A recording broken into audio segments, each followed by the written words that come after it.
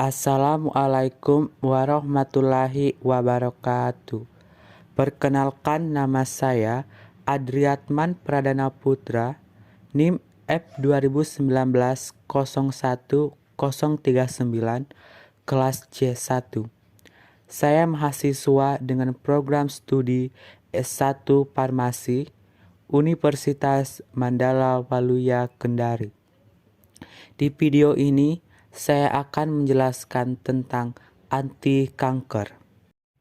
Pertama-tama, kita harus mengetahui tentang definisi kanker. Kanker merupakan penyakit atau kelainan pada tubuh sebagai akibat dari sel-sel tubuh yang tumbuh dan berkembang abnormal, di luar batas kewajaran, dan sangat liar. Keadaan kanker terjadi jika sel-sel normal berubah dengan pertumbuhan yang sangat cepat sehingga tidak dikendalikan oleh tubuh dan tidak berbentuk. Selanjutnya, jenis-jenis kanker. Yang pertama, karsinoma. Karsinoma adalah kanker sel epitel, yaitu sel yang melindungi permukaan tubuh, memproduksi hormon, dan membuat kelenjar. Contoh karsinoma adalah kanker kulit, kanker paru-paru, kanker usus, kanker payudara, kanker prostat, dan kanker kelenjar tiroid. Yang kedua, limfoma. Limfoma adalah jenis kanker yang berasal dari jaringan yang membentuk darah, misalnya jaringan limfe, lakteal, limpa, timus, dan sumsum tulang. Limfoma spesifik antara lain adalah penyakit Hodgkin, kanker kelenjar limfe, dan limpa. Yang ketiga, glioma. Glioma merupakan kanker susunan saraf, misalnya sel-sel glia, jaringan penunjang di susunan saraf pusat. Yang keempat, sarkoma. Sarkoma adalah jenis kanker pada jaringan penunjang yang berada di permukaan tubuh, seperti jaringan ikat, termasuk sel-sel yang ditemukan di otot dan tulang. Sarkoma merupakan kanker sel mesedernal, sel yang membentuk otot-otot dan jaringan penghubung. Contoh sarkoma adalah leiomisarkoma atau kanker halus yang ditemukan pada dinding organ pencernaan, dan steosarkoma atau kanker tulang. Selanjutnya, obat dan mekanismenya. Yang pertama, golongan alkilator, yaitu pengikat alkil dengan nukleoprotein.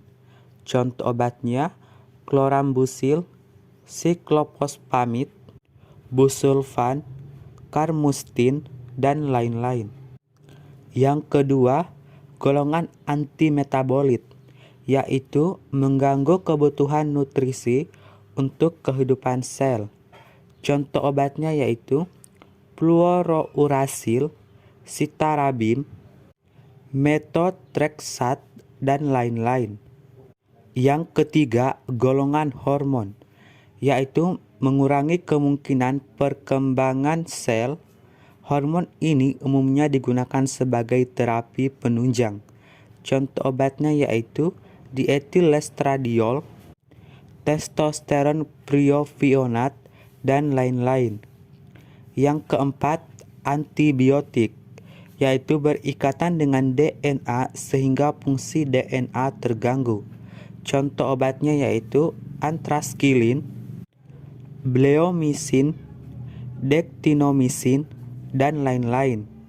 Yang kelima, alkaloid vinca, yaitu berikatan secara spesifik dengan tubulin, komponen protein mikrotubulus, spindel mitotik, dan memblok polimerisasinya sehingga sel terhenti dalam metatase.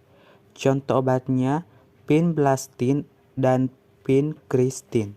Selanjutnya, mekanisme terjadinya kanker pada 11 sel. Yang pertama, kanker punca. Terjadi karena kegagalan dalam pembelahan asimetrik dan memicu terjadinya tumor genesis. Yang kedua, kanker tulang. Terjadi karena perubahan atau mutasi pada gen pengendali pertumbuhan sel. Kanker darah terjadi akibat sel-sel di sumsum tulang tidak berkembang dengan normal. Sel darah terus hidup dan menekan sel darah lain. Yang keempat, kanker otot. Terjadi karena sel otot yang terbentuk di awal masa kehamilan dan berkembang menjadi otot rangka tumbuh tidak terkendali. Yang kelima, kanker lemak.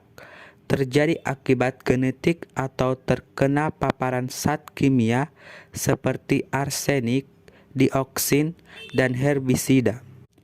Yang keenam, kanker kulit. Terjadi akibat paparan sinar matahari yang berlebihan. Sinar ultraviolet dari matahari dapat merusak kulit dan memicu pertumbuhan yang tidak normal. Yang ketujuh, kanker saraf. Belum diketahui penyebabnya, tetapi kemungkinan karena faktor genetik. Yang kedelapan, kanker endotel. Belum diketahui penyebabnya karena kemungkinan faktor genetik. Yang kesembilan, kanker kelamin. Terjadi pada laki-laki karena hubungan seksual dengan banyak orang, merokok, dan adanya kalup penis. Pada perempuan, menggunakan hormon sintetik dietilistirbesterol pada saat melakukan hubungan seksual sejak dini. Kanker pankreas terjadi karena adanya mutasi DNA sehingga sel mengalami pertumbuhan sel yang berlebih. Yang ke-11, kanker terjadi jika sel-sel normal berubah dengan pertumbuhan yang sangat cepat sehingga tidak dikendalikan oleh tubuh.